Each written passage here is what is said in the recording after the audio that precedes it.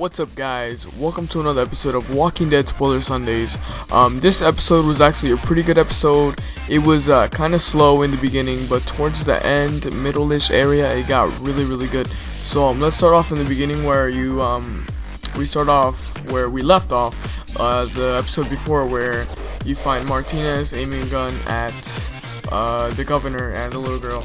But it turns out that Martinez was not up to bad intentions and actually helped them up. But after that, they take him back to their camp and they introduce him to the people. But they have to go on a scavenge for supplies. So what they do is they go into the woods and they try to find some supplies to scavenge.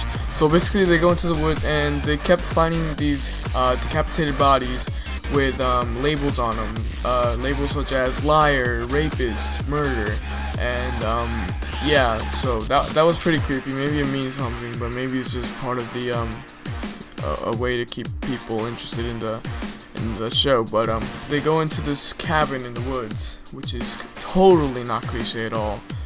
That's sarcasm, by the way. Whatever. So they find these heads, and these zombie heads are totally alive. They're like fighting and making these noises. They're like trying to bite them and whatever. It's kind of like what the governor had. Maybe those are the heads. Maybe he stayed there for a little bit. I don't know. But there's just heads on the ground. And but after that, everything goes good. They go back to the camp, and they all have like a big family dinner. So after this so-called family dinner, where you would see the governor and his men, and including Martinez's men, and they would just sit down and just talk and eat and whatever. So basically they just sit down and talk, and the governor starts talking to Martinez, and they decide to go on top of this RV and play golf. So as Martinez is talking about how they're gonna run this camp, the governor seems to get a little bit annoyed, so he basically just knocks the fuck out of him with a golf club, and he just gets knocked the fuck out. And the governor goes on to beat him a little bit and toss him off the top of the RV, and then put him in the ditch where the zombies are. So basically, after that, the people find Martinez's body, and they say that he was just drunk, or maybe he just accidentally jumped into the pit. But I mean, that was very good work by the governor. He's a pretty good framer. But yeah, after that, everyone just goes back to their same duties, and they go on to this another hunt, where now we have, keep in mind, now we have a new leader, which is this young guy that used to be in the army. And they go out to scavenge some more supplies, and they find this other group, but they don't confront them. They just like kind of stay back and just watch them, and they notice that they have a lot of supplies. So after that, the new leader and this other crazy guy, I can't quite remember his name, I'm sorry if I'm really bad, but they leave the governor alone there for a little bit while they go scavenge. And they cut to a scene where it's only the new leader and his other guy, and they're just talking, and then out of nowhere comes the governor, and he's like, guys, follow me. Then he goes back to the camp, and everyone's dead, and the governor could be framing them, not them, but like could be framing another group for killing the other survivors, because all the survivors were dead and the supplies were gone.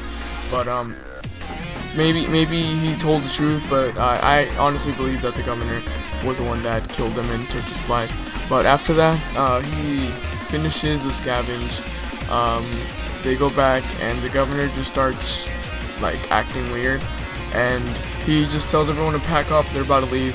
So before he leaves, they ask him what is he going to do.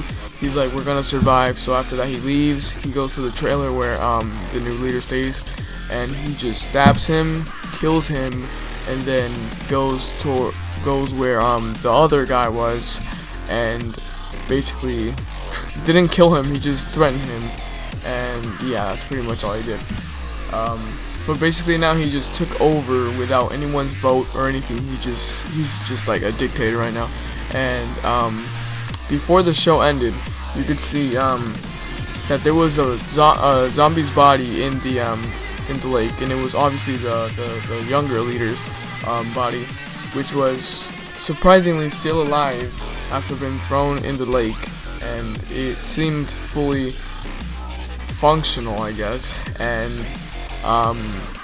yeah, so maybe zombies are immune to water, because I know that the disease is in your brain, and it doesn't, like, all you need to live is just your brain if you're a zombie. So yeah, that's just a couple things you guys should know, that maybe zombies are immune to water. So maybe hiding in water wouldn't be such a smart idea if there was a zombie apocalypse. But yeah, and now I want to go over my favorite part of the day, which was basically towards the end. I mean, like the very end.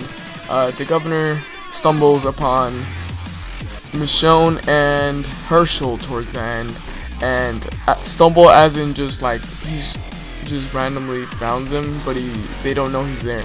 So he just takes aim at Michonne, and right before he pulls the trigger, or I think is about to pull the trigger, the show ends, and I was really pissed because I really wanted to see what was gonna happen. But that's just how the show goes. I mean, it just goes to show how great writers, I don't even know, man. This show leaves me speechless sometimes. But yeah, it's a very good show, guys.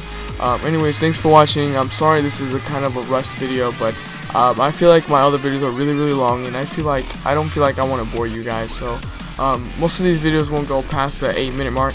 But anyways, guys, thanks for watching. I also want you guys to go subscribe to my man MBMA Sickness for giving me this awesome gameplay in the background. Thanks, bro. And guys, leave a like and a sub, and comment what you thought about today's episode, and I will see you guys next week.